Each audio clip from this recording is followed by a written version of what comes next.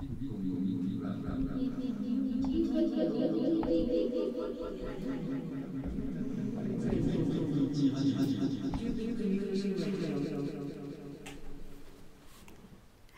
and welcome to Art Fictions, which explores the art of stories and the stories of art. This is Vanessa Marvel. I'm a curator, educator, writer and artivist, and I'll be your host for today's show. We have a very special guest with us, artist SOPHIE RUIGROK. Yeah, that's right. So this is actually our second conversation, following our wonderful chat last summer at Tabula Rasa Gallery in London. It was titled Decoding Layers, and we were decoding the layers of your artwork along with Katerina Kasserman. And now here we are, decoding the layers of a fantastic book. It's by Miranda July, and it's called No One Belongs Here More Than You. And actually I researched that it was her first published book recently. Yeah. So I wanted to know, SOPHIE, what about the book resonated with you so much? I think when I first started making work, that book was really, really important to me. Whenever I was feeling lost in the studio or, didn't know which direction to go in, I'd literally find the book, open it up, read a story, and seem to somehow know what I wanted to say. I think the book is basically 16 short stories altogether. They're all incredibly weird, really beautiful.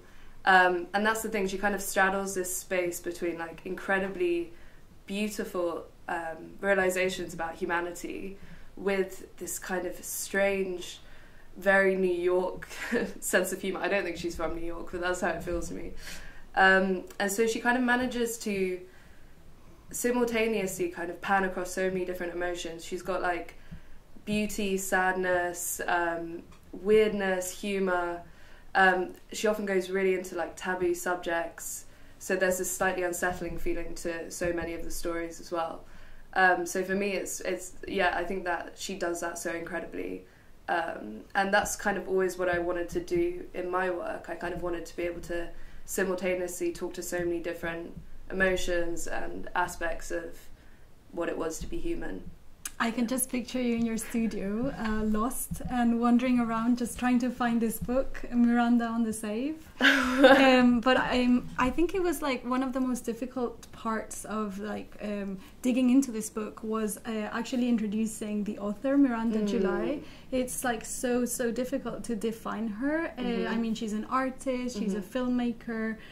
She's done apps, she's done a set of emails. I mean, it's the broad range of things that she's worked with is really incredible. And with the book, when we were exploring the different stories, you also mentioned it felt like it was just one psyche going through all of these different stories as well. Yeah, definitely. As you said, she's so annoyingly talented. She's an incredible writer, and that, as you said, was her first published book, this collection of short stories, and then she wrote a novel after, which is also really amazing. But prior to that she did performance, she made an app, as you said, she did a lot of she's an artist, and she would express her psyche through whichever medium she was using at that time, and always did it so incredibly well. But yeah, as you mentioned, it's definitely always her. Like every single short story is coming from the same internal world, I feel. Like the interiority of the characters always feels like, well, it's kind of quite clearly her internal world in many ways. Yeah, and the characters feel very hypersensitive to the world, and sometimes you don't know if they are, you know, loving the world or they're allergic to it in a strange, awkward, and they feel like unlucky in some ways, but then it's like the audience gets like really sympathetic towards their issues as well. It's this very weird space, and the tone as well, it seems very confessional, as you said, like in a way like autobiographical to some extent. And I'm wondering if there's any specific story in this collection that has had an impact on you. So I love them all. Well, actually, that's not true. There's a few that I don't think hold up as much, but the one that really resonates with me is Mon Placer. And this is a story about, so it's about a couple completely disconnected, which is the case with the majority of her characters. They're really alienated, disconnected people, lonely, kind of trying to connect and not really ever getting there.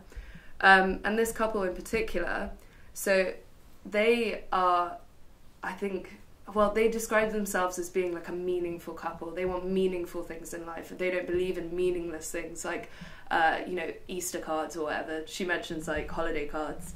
There's a line which is like, is it in there? Maybe not. It says, in general, we try to stay away from things that are meaningless. And she says this in capitals, which I found very striking. Yeah. And favor the things that are meaningful. Our top 3 favorite meaningful things are Buddhism, eating right, and the internal landscape. Yeah, so I feel like that encapsulates the couple really well. They're on this sort of spiritual path, new age path, where like everything in their life is kind of geared towards having spiritual meaning. And July does this incredible thing throughout this story where she simultaneously acknowledges that the couple lives like this and seems to almost be on side with them living like this, but also she pokes fun at it so much, ridicules it. So yeah, the couple are basically, they're looking for meaningful things in their lives, and the woman, the female protagonist, wakes up one day, realises that this is the first day of the rest of her life. So she wants to make this huge internal shift. And she marks that by getting a haircut, getting new shoes, all these kind of external things that don't really ever kind of change the internal.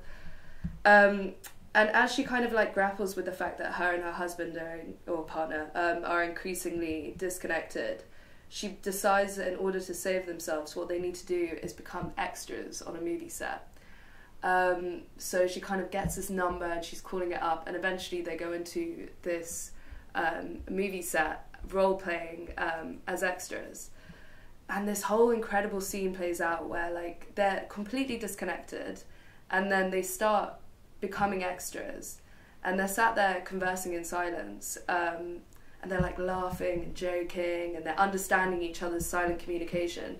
And for those moments when they're acting, they're like full of joy and you know, really connecting, and they get each other. And then the cameras will cut and they'll go back to not even being able to make eye contact. And this goes on, and you know, they're even like kissing in the background of the film. And then the whole thing ends and they go back home and they realise that they shouldn't be together. They actually, when it comes to reality, they have absolutely nothing to say. And yeah, this story resonated with me for so many reasons. I mean, first of all, I love the way that she kind of really hits a nose on the head when it comes to talking about contemporary spiritualism and the way that people use it in this quite like flippant way. You know, like the male character in the story is like, you know, he's online all night writing to his Buddhist sangha, and he is annoyed because his Tai Chi instructor is like cracking jokes and not giving the kind of original names for things, but giving the like English names for things. So she encapsulates that so well, and I think that's something that it really resonates with me on a personal level, because I'm also in that weird space where I simultaneously like really buy into those things. I'll do my cold showers in the morning, I'll like read horoscopes when I'm feeling lost, but I also like fundamentally can see how deeply hilarious and embarrassing the whole thing is. And I remember that when I visited your studio and we were talking about this book, you said the book is just like slaps of joke, and then sad. Mm-hmm. And it's like, I don't know, it's this balance of humor and sadness in her work that it's so effective. And even in, you know, in other stories like The Shared Patio, there's this constant going back and forth between what's funny and what's sad. And I'm wondering, why is this balance so powerful to you? Well, yeah, as you said, she does that incredibly well. Like you'll read a story, be laughing the whole way through, and then by the end you're kind of in tears. Why does she do that? So what was your question again? So what is the power within this for you, particularly in The Shared Patio? Okay, the power then, well, yeah, I think it's such a fundamental part of life generally. The fact that, you know, we kind of go through life and that it's often riddled with really sad stuff. You know, you go through life and you have to cope with things that are difficult or sad, and a way to cope with that is humour. And it's kind of, it plays into that trope as well of the sad clown. I think she does that really well. You know, like I think a lot of her insecurities and like worries and a lot of her pain does come through in the writing, and by making those jokes, she kind of, it's almost like a coping mechanism. There is a part even in this other story called The Person, right, which is like everyone in her life, in the character's life, is there to give her love, and you know, she's like, this is like the best day, the happiest day of my life. My school teachers, all my friends, all of my family's here, and everything is like, everything I've experienced is a lie, and nothing was true. Like we only put this, we only like lived these moments as a lesson in a way, like to that you've passed the lesson, and now you've passed the test, and now you're in reality, and reality is that we're all giving you love, and still within this like love setting, she's like, this is so sad, I feel so empty, like it's like I don't feel human anymore. Yeah, totally. And I think her characters have so much of that, like so there's actually this quote that I wanted to read from the shared patio, and I think in relation to what I was saying about humour, it's this idea that, so she says this quote, which is incredibly moving, but the only way she manages to write this really like earnestly moving point is via it being a submission to a magazine that the main character works for. So again, it's like this idea of there needs to be like a mediatory force that allows for her to kind of speak honestly and openly. But there is a sad element because this submission isn't accepted. That is true. And yes, it's never published as well. Yeah, I think that's such a good like thing to pick up on. Like it's something, and again that kind of underpins everything in the story. It's like she wants to say this thing, which I'm about to say, but like even in the context of the story, no one can listen to it because.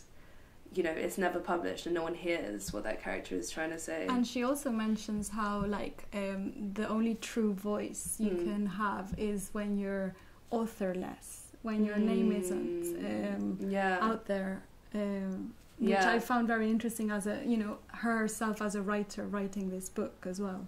Yeah, that's totally true. Should I read it? Okay. Do you have doubts about life? Are you unsure if it is worth the trouble? Look at the sky. That is for you. Look at each person's face as you pass on the street. Those faces are for you. And the street itself, and the ground under the street, and the ball of fire underneath the ground. All these things are for you. They are as much for you as they are for other people. Remember this when you wake up in the morning and think you have nothing. Stand up and face the east. Now praise the sky and praise the light within each person under the sky. It's okay to be unsure, but praise, praise, praise. So yeah, it's like a super like beautiful, moving, kind of profound, almost spiritual quote in a way. But it's also a submission to a magazine that never gets published. Yeah, and the context of this quote is as well just a sentence she shared with her neighbour in a shared space. Which is like, she feels there is a connection with the neighbour, but truly her neighbour is selfishly in a way, just talking about him and asking her, what do you think about my typographic error in this magazine? And she thinks there's a connection in the sense that there's the lingo of the industry that they share as typography, like he can share this word with me because I'm in the same industry as him. And not his wife, which is a nurse. And then the only exchange of words she has with this neighbor is, "It's not your fault." When he asks about this error, and then she makes this scenario where she's like, "That's everything I ever wanted to say to someone, that it's not your fault." And everything I ever wanted to hear back is that. Yeah, totally. Yeah, this whole story it's such a beautiful story. It's like this woman who's kind of got this fantasy relationship with her next door neighbour who spends kind of, she exchanges a few words with him, and then kind of sinks into this whole fantasy of being with the guy. The guy obviously doesn't care about her. He just kind of wants to talk to her about his typography. But there's this element that she's like looking for connections just by sitting next to a character, or being in the shared common ground with a character, but that doesn't actually connect them. No, it never seems, her characters never really seem to actually escape from their interior world. They're always kind of stuck in this interiority, kind of desperately trying to like penetrate through the surface of something and never quite getting there. And moving on with other topics, I know that desire was a big topic we spoke about, particularly in the story titled The Swim Team, which I believe it's one of your favorite and my favorite stories as well. And I'm wondering if you can tell us a bit more about this story in particular and why it had such an impact on you. Yeah, of course. So in terms of desire, I think like desire comes up so much in all of the stories.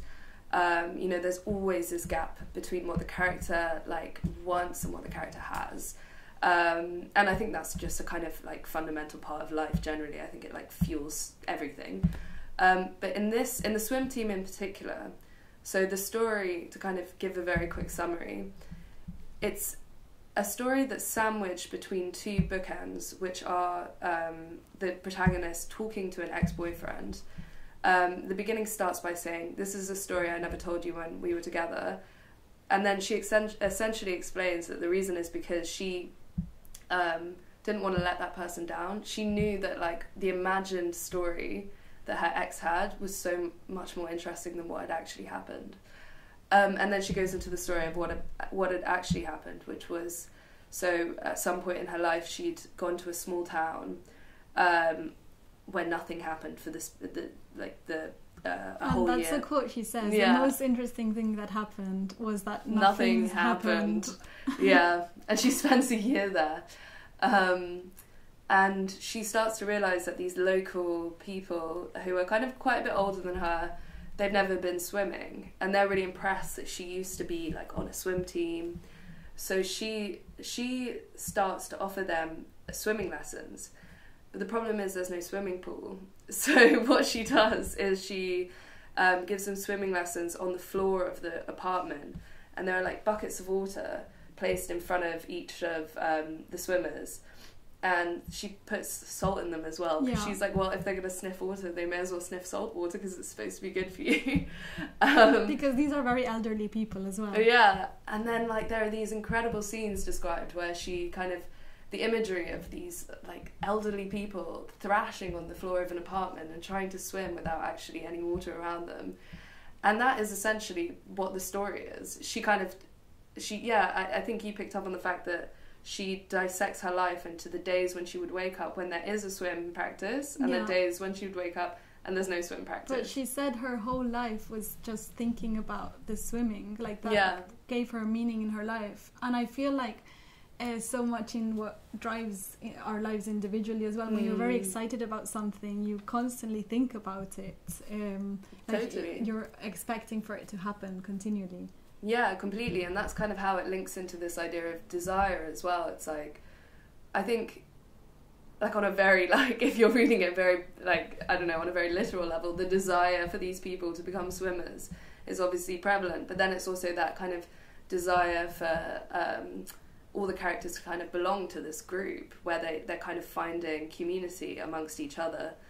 And then like the desire that the main character has for her ex-boyfriend to believe that her life was so much more interesting than it actually was. The desire for her ex-boyfriend as well on a more literal level.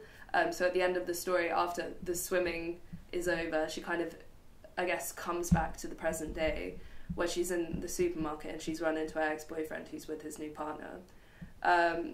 And yeah, so it's like clearly this story of like longing and loss in a way. And then she says she's must be the saddest swim coach ever to exist. But I think what is very brilliant about this story in particular is how visual it is. Even if you're reading words, you can just imagine these very elderly people flopping their hands in the kitchen floor with these buckets, and everything is so hilarious. And she even like really gets into the role of being a coach, and she says like I would put some intervals and give them directions, but she was like in many ways lying, because she said this is the technique that in the Olympics the Olympic swimmers would do, and it was just like this fun role play as well, which is another of the main themes of this book, how in order to be liberated you take on a role, and it was the role of being this coach in this case as well. Totally. I think like role play is, you know, for me one of the most interesting things that comes up over and over again. So obviously in Mon Plaisir, the first story we spoke about, when those characters are literally playing the roles of extras in the film, and that allows them to kind of, you know, be free and find different versions of themselves that are happy and in love. Here, this kind of role-playing as this coach, role-playing as someone who can, like, teach and, like, provide something to other people. There's so many other incidents of role-playing. In Birthmark, for instance, which is another story where the protagonist undergoes a procedure to remove her birthmark. It's some sort of form of role-play to imagine her without the birthmark and with the birthmark. And at the end of the story, she assumes a new identity and escapes her past, but she was sort of happier as she was before modifying her face. Yeah, totally. Like, she kind of... What I find so interesting about that story, Birthmark, is, so she gets, as you said, that birthmark removed, and when she had it, the way that the character is described is, she's so beautiful, but, so like, besides her birthmark, she's so gorgeous. And then that kind of gap where it's like the imagined potential of what she could be is so interesting, because it's kind of this idea of perfection. Like, once she gets the birthmark removed, she'll be perfect. And then once it actually happens, like once that is taken away, there's no room for that imagined space for perfection. Like, suddenly the fantasy can't exist anymore because the reality's there. And like everything in life, the reality is never as good as the fantasy. And so it's ultimately kind of a disappointment. And she starts to get really in her head about the idea that, like, well, would her husband even love her if she still had it? But yeah, I think that's... And so much about the book is about the merging of reality and fantasy. Yes. Even in the story that we mentioned previously about this person, it kind of reinforced this is a real story. Just because even like so many of these stories come from dreams, or you don't know how, you know, where it's coming from. There's so much interweaving of what's real and what's a fantasy. Totally. I think she plays with reality and fantasy so well. Yeah, like as you mentioned, this person, it's like the ultimate fantasy that someone someday turns around and says to you, guess what, the whole of your life has just been a rehearsal and the real thing starts now and it's going to be really good. And then everyone you've ever known or loved is basically kind of cheering you on and telling you you've done an amazing job and you've passed the test. And yeah, it's like it's total wish fulfillment in a way. It's kind of, I think, was what I want. I'd love for that to happen. But then she's in bed and she says, I really messed up. My chance of like being loved. Yeah, totally. So we've kind of discussed the book and several of the highlighted stories, and I think it's a good time now to move on to talking a bit about your practice. So just to briefly introduce yourself, you're a London-based artist who primarily works in drawing and painting.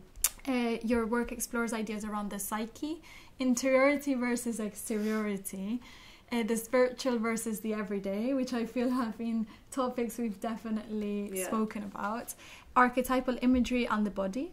You derive your compositions from a wide range of sources, including film stills, found photographs, stock images, and appropriations from art history. which are fused with your own autobiographical encounters and staged photographs. And you create a construction of installation of networks of images, which I find to be really interesting, kind of linked to this book in many ways as well. It's not just one piece in its singularity, it's about the connection of multiple pieces. And you weave in together non-linear narratives within this. So it just feels so connected with everything that we have spoken about. And yeah, I'm just wondering about, like, moving on to this idea of fantasy and reality, which we've just touched upon. How do you explore in your actual work the extraordinary in the everyday, particularly within your recent solo show at the Sunday Painter? Yeah, I think, first of all, I think you're so right. Like, I see so many connections to Miranda July's work, and I have to say, I think that's because she was quite a big influence on me. But yeah, I think the kind of extraordinary everyday thing is something I've always really, intentionally had in my work and wanted to kind of come through. And in particular with my recent show at the Sunday Painter, well, it was last year, it was 2022. It was called Today I Feel Relevant and Alive. That show in particular really played with that concept. One of the fundamental themes of that show was taking this idea of really heightened states of kind of ecstasy or really heightened emotional states, and looking at them and putting them in parallel against kind of historical or art historical ways of expressing kind of spiritual ecstasy.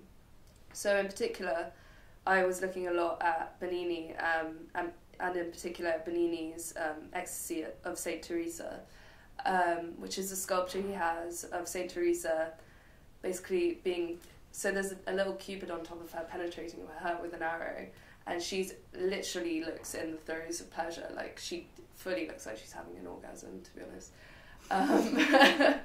And I think that was such a common trope at the time, this kind of like conflation between spiritual revelry or spiritual kind of highs and like kind of more worldly pleasure. And I guess a way that people found to represent those kind of spiritual modes of pleasure was kind of the only way we saw possible, which was doing it via things in this actual world. So what I did for a lot of that show is I kind of took that open-mouthed figure as like a basis for a lot of the work. But in the world that I created for the show, it was kind of people, laughing with their mouths open in this kind of quite manic state of laughter, or eating, or having sex, or not in an explicit way, but kind of suggested it.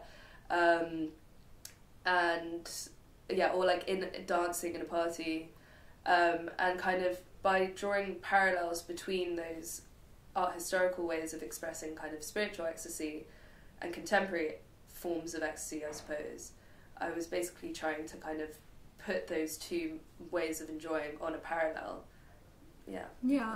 And within the spiritual part of your practice, your titles are also derived from horoscopes, and you've also represented hands holding tarot cards, and similarly to how Miranda July plays with the spiritual, in the sense that she's kind of poking a joke, but then she's also very involved because she also does these silent meditations in her personal life, and it's something she's spoken about. You're very much as well like kind of like part of it, but also outside of it, and particularly your choice of titles. Can you tell us a bit about some of these in relation to spirituality? Totally. Well, yeah, I think you're very right to say that like there is a part of me that's kind of, I definitely use it as a tool, as a resource. So if I'm feeling lost, I'll do a tarot reading for myself. I'll meditate, But at the same time, I do see the humour in it, and I'll look up my horoscope.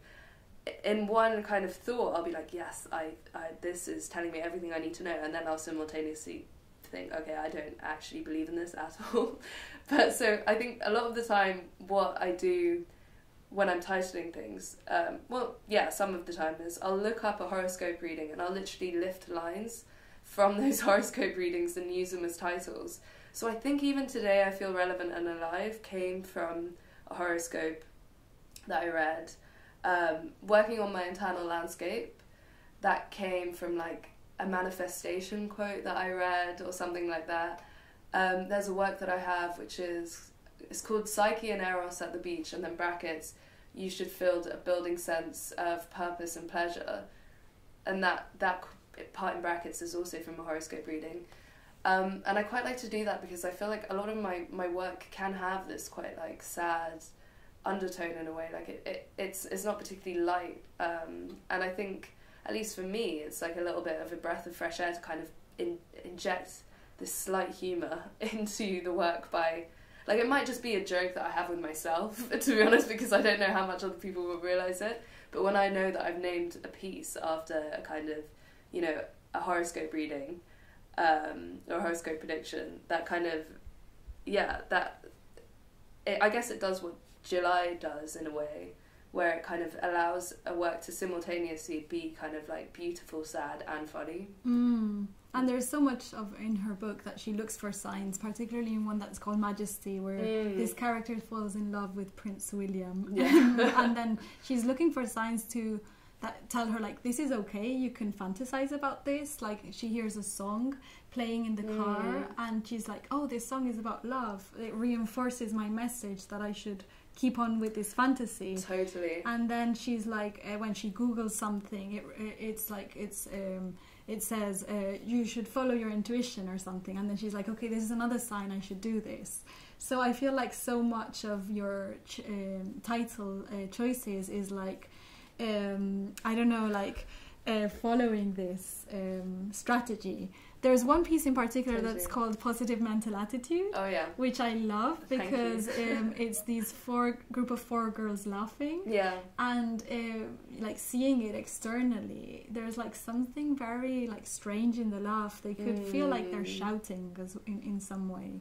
Yeah, totally. So that work, as you mentioned, Positive Mental Attitude is the title. And that title came a bit from like this self-help language that I like to play with as well sometimes.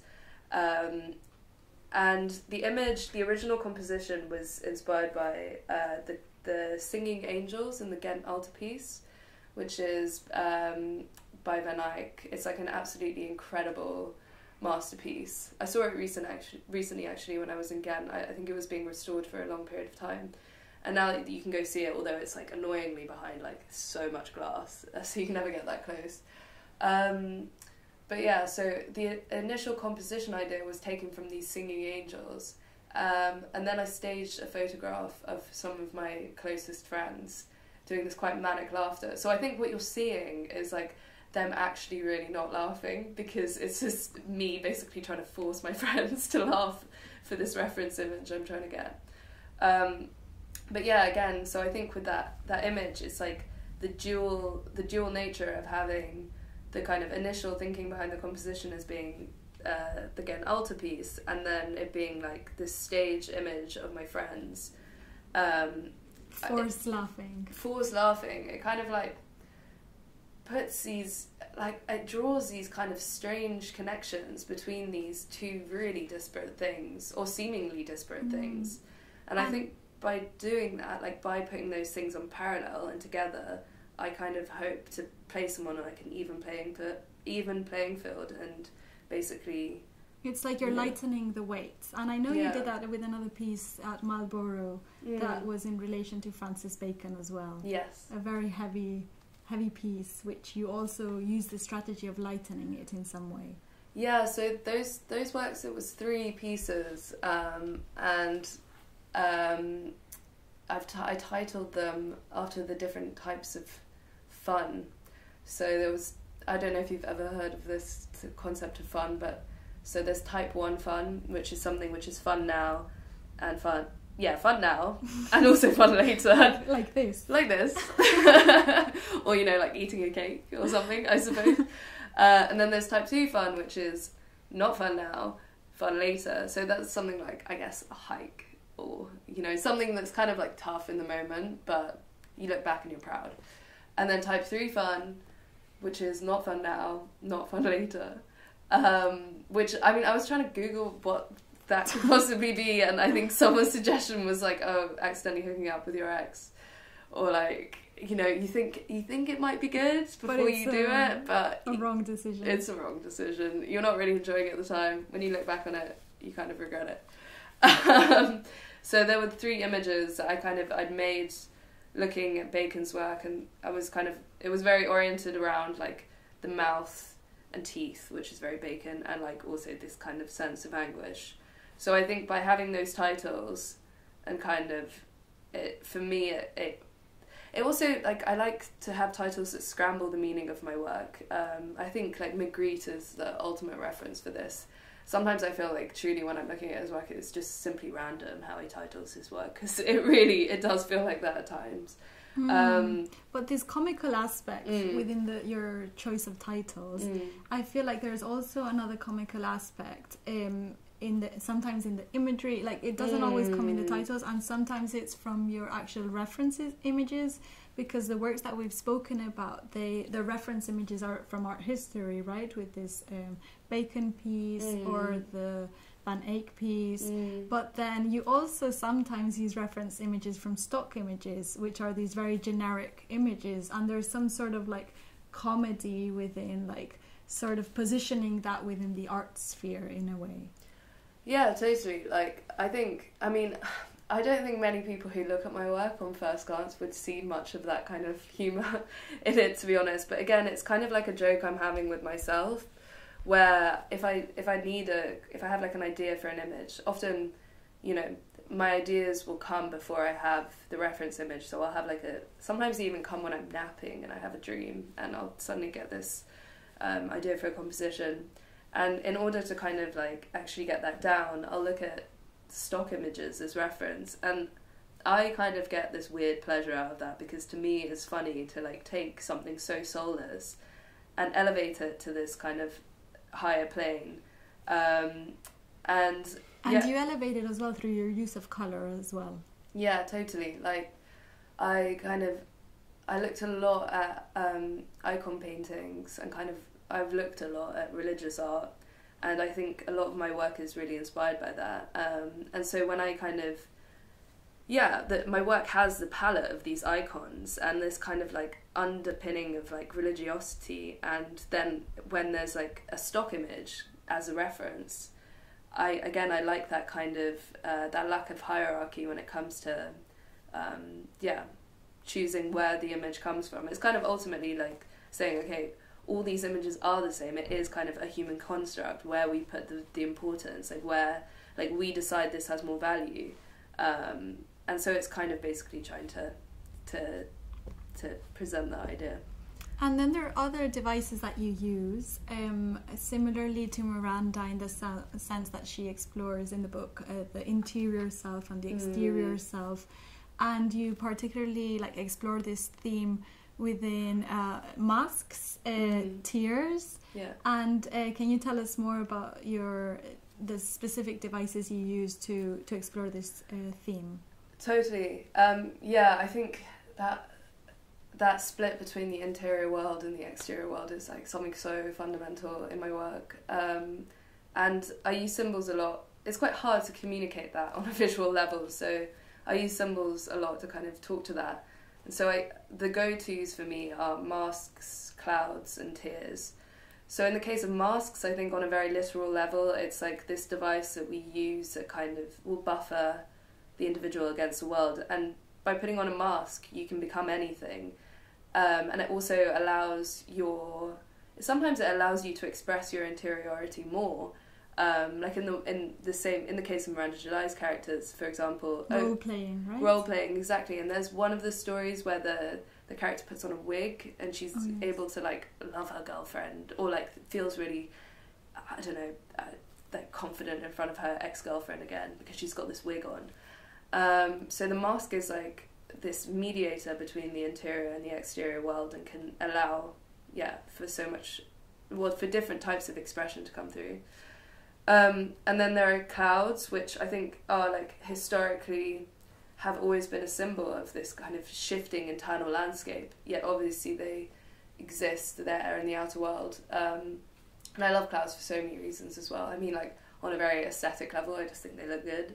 But then also symbolically, they kind of hint to these other realms. You know, in art history, they've used to suggest, well, to kind of basically as a stand-in for where heaven is. And then tears, I mean, they're incredible. Like, I always think with tears, like, your emotional world, like your interior world, is able to provoke so much change, or able to feel so much, that then that interiority expresses itself through something material. Like, your body actually starts leaking, it starts producing water. So the kind of like interior world is like literally spilling out over into the exterior world. And so they're the perfect symbol. And you're the first person that ever told me that you like the shape of a tear. And I remember Googling it, and it was like the most aerodynamic shape that exists. That's so cool. I didn't, yeah, you told me that before. Yeah, it's amazing.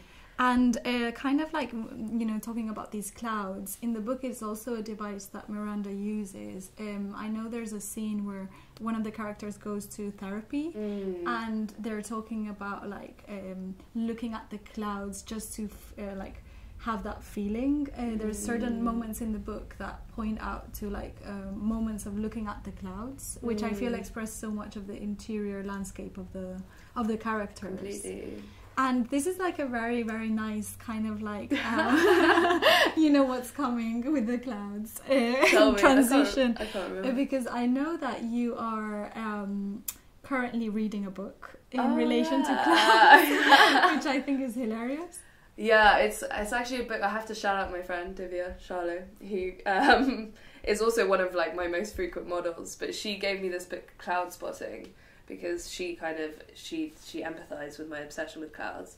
And I'm not gonna lie, when I first saw the book, I really was like, I can't believe you expect me to read this whole book about clouds. Like, this was the type of thing that I would avoid in geography, like, you know. And but it's incredible. The author really like. I don't know how he does it, but he manages to make clouds incredibly interesting. His kind of anecdotal references to clouds and clouds throughout history, amazing. What are the best clouds in art history? Oh yeah, okay, so he's got some good ones. I'll tell you the worst one. Okay. Well, he doesn't think this is the worst, but he kind of slates Mantegna a lot, because apparently Mantegna wasn't actually replicating real clouds. He was kind of just making up his own cloud. But he does mention that Mantegna also does this thing where he will basically, you know, when you look for shapes in the clouds, like images and stuff, so Mantegna will put that in his painting. So there'll be like a floating horse cloud in the background of some of his work, which is quite funny. The biggest finds through that book have been, there's a photographer called Alfred Stieglitz, who I think photographed all the like modernists, but he's been credited with being the first photographer to basically create sort of abstract photographs, because he's got this amazing series of just photographing clouds, and they really look like abstract photographs. Like, before that time, I don't think the camera was being used to kind of photograph essentially like wafts of air or nothing.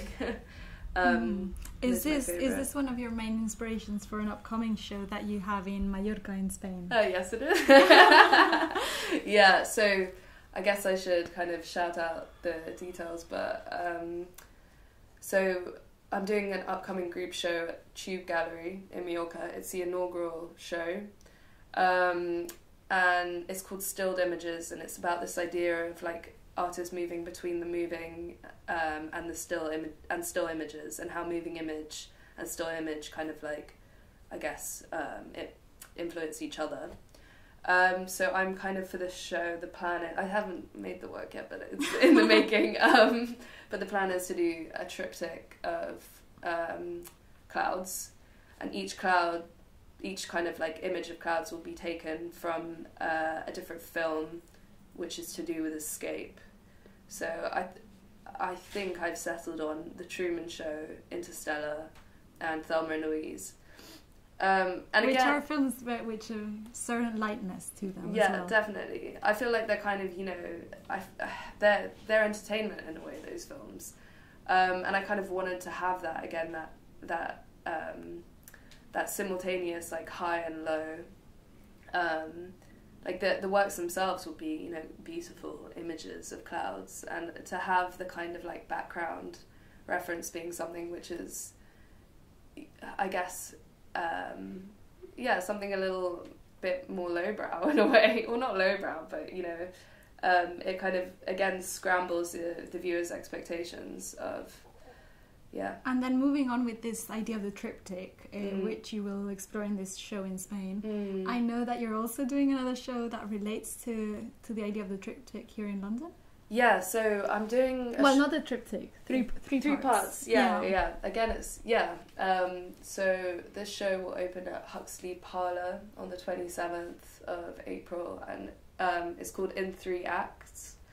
And the concept for the show is, it looks at the 3-act structure, which is used in, I guess, storytelling generally, and kind of asks for artists to interpret that visually, whether that be within one piece, or, in my case, I'm kind of doing a triptych, which is split out over 3 images. That's something that I find really, really fascinating about how you combine images, and that's something we picked up before, is like some of the images that you position alongside each other are like very close-ups, and then others are very far away. You delve between the micro and the macro, and there's like, as you said, like there's like, it feels like it's, what's the connection between this image and the other image, or is it random, or is it linear, is it non-linear, like what I feel like we will see these 3 images, and one of them I think is some feet like coming out of the water. Yeah. Then there's these other figures, and like tell us more about your installation of images. Yeah, so I guess there are 2 things to say there. First of all, when it comes to this kind of idea of like some of the images being super close up and like macro, a lot of that thinking initially came from this book by Susan Stewart that I read, who's like an American poet and academic, and the book's called On Longing, and she essentially takes the idea of the miniature and the giant and uses them as metaphors to kind of explore things like interiority and exteriority. So for her, like the miniature is interiority and the giant is exteriority. And she spans across so many different texts and like elements of culture, and she kind of, it's such an incredible book. I mean, it's quite dense and like far-reaching, like it goes into so many different areas. But for me, the things that really resonated in me was this idea of like the kind of how the miniature can mean so much about the interior world, and so often I'll like choose to zoom in super close on something and like bring that or use that kind of macro lens in a way almost to kind of give that tiny thing like significance. So that is kind of like sometimes the thinking behind the work, wanting to have this balance of kind of like a panned out shot and a panned in shot. And also with your scale, because you like work very, very small to like bigger, and in some ways when the works are so small, it's like you want to hold them, right? You want to care for them. Yeah, like that's such a big idea in her book, like that. So yeah, as you said, I sometimes make works that are tiny, like 20 by 15 centimeters, and for me, like, it's kind of a literal interpretation of her idea of like the miniature, and thinking about what that kind of miniatureness of the work will provoke in a viewer. So it kind of, I don't know, for me it kind of like almost provoked this sort of maternal instinct of wanting to like look after, protect, like hold this miniature thing. And I think that's kind of why that comes through. And what about your latest piece in the studio? I know there was a work that I saw which was quite large in scale. It's quite large for me, yeah. I'm trying to go bigger. It's not something that I've done for a long time. But yeah, I'm kind of thinking about these like piles of, I think there's so much, like in Miranda July's work, there's so much in my characters where there seems to be a desire to connect. And I think I kind of represent that quite, like on a visual level. I'll use devices like hands touching flesh, or like flesh looking like it's kind of collapsing into each other. And that's kind of how I'll try to speak to this idea. I kind of also want it to feel like those bodies are becoming one, kind of confusing in a way. So I think that piece that you saw in my studio is about that. It's like this pile of people, and I wanted it to feel like a chaotic pile of people where you can't discern one limb from the other. Weirdly, I think part of the thinking also came from Hans Memling's like hellscapes. I don't know if you've seen them. They're like medieval kind of, amazing medieval paintings. Not that that's particularly the kind of sentiment behind the work, it being like a hellscape, but because they do touch each other, right? Yeah. In this work, but they don't really look at each other. Yeah, I think there is that element of disconnection. Definitely like that disconnection that the characters have in July's work. I think that does exist in And the I know characters. you have a book about hand gestures as well. Yes, I got very into the kind of ideas around body language. So I was looking a lot at like gestures. I mean, again, it comes a lot from art history. Like throughout art history, there's been, paintings are so rich with like so many different gestures. I mean, it's overwhelming to try and figure out what they all mean. But I think that device of using the hand to kind of express or to communicate when the medium is visual is really interesting, and it's something I was looking a lot into. So I've got this one piece which is the image of a girl with like two fingers in front of her eyes, and the initial kind of trigger for the idea was in this book I had about body language, and supposedly that gesture meant cross my heart and hope to die, or like I swear it's true, something along those lines, in Dutch, in like kind of a Dutch region. Although I did ask my dad, who is Dutch, and he'd never heard of it, so I don't really know if that gesture does exist. But then, so I was thinking of using the gesture in that way, and then recently when I was in Naples last summer, and I was in the San Severo Chapel, and I came across a sculpture which was the same thing. It was like two fingers in front of the eyes of I don't know, another figure. I don't fully know what it means. I think it might be the idea of like Christ healing the blind or something, which I think is interesting as well, how these kind of like, again, it's that same idea of like this gesture, it comes up throughout history, it comes up like time over. I think this might also be a good time to briefly mention Jung, because he had like such a big impact. He has such a big impact on my work, and his idea of like archetypal images is something that is so important to me. And so when I'm putting these kind of things in parallel with each other, when I'm like looking at a book about body language and the San Severo Chapel, and then I see that gesture comes up in both those places, or when I'm like making that image positive mental attitude, and like it's simultaneously Van Eyck's Ghent altarpiece and my friends now being forced to laugh, I think like having those same images seemingly play out at like different points of time, it speaks to this idea of like there being these repeated images that recur throughout humanity, and it speaks to this idea as well of kind of existence in humanity being this like constant cycle of the same thing, and how ultimately we're kind of all having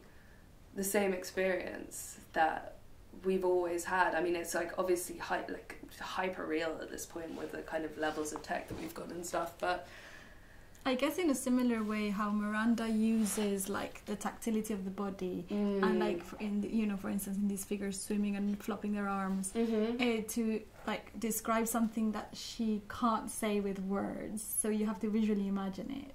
And you're kind of like visually speaking in an artwork, and then having these hidden languages which are like embedded within these gestures to have this kind of like coded message. Yeah, completely. I really enjoy kind of like having these little codes, and I mean, symbols are really important to me in my work. I think it's So something to mention about your work is that you work with pastels, which is like a very, very key part. And I'm wondering if you're planning on working with any other mediums besides pastels. Because when I entered your studio, I came out red. I know, I'm sorry. This is my main outfit reference for today. Yeah, I try to tell people not to wear white when they come to the studio because it's basically like, I don't know how I manage it, but the entire space is just covered in like orange and brown pastel dust. I mean, even the book, I had to whitewash it. Yeah, I'm sorry. I tried to get it as clean as possible, but I'm definitely, I'm kind of like, I'm playing around a bit with like oil paint as well at the moment. I mean, I feel like they're very similar mediums in a way. There's like a total immediacy to pastels, which is incredible, and also the pigment load in pastel is like nothing else. I think because there's not very much binder, like, and it's just mostly pigment, the color can sometimes be like shocking. So they're super fun, and it feels like this kind of like, it's this very like haptic kind of bodily way of working when you're working with your fingers the whole time, and you know, you don't need to use like brushes or whatever. I love that you work with fingers as well to depict fingers and hands. Yeah, it's kind of like adult finger painting. But yeah, I'm like definitely, I think because, you know, my work is inherently has this very like fragile quality, and which I think, you know, does lend itself to the work in a way, but you know, I'm kind of itching to try new things, so I am kind of dipping my toes in oil paints and trying to see where that goes. I also used to write a lot in like before I kind of was able to make work full time. And you wrote about drawing, right? Yeah, so I was kind of an art critic. Art critic is weird. Like, I read your frieze pieces. Thanks. But yeah, I used to write, and I love it. I still write every day for myself. Like, journaling is a really big part of my life. So at some point, I kind of want to find a way to bring that passion kind of into the fold of my practice, but I'm still figuring out how I'm going to do that.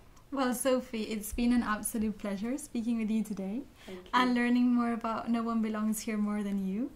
It's been really fascinating to delve into the themes of loneliness, desire, human connection, and see how they're present both in Miranda July's stories and in your own practice. Thank you so much for your insights, for choosing this wonderful piece of fiction to discuss in this podcast.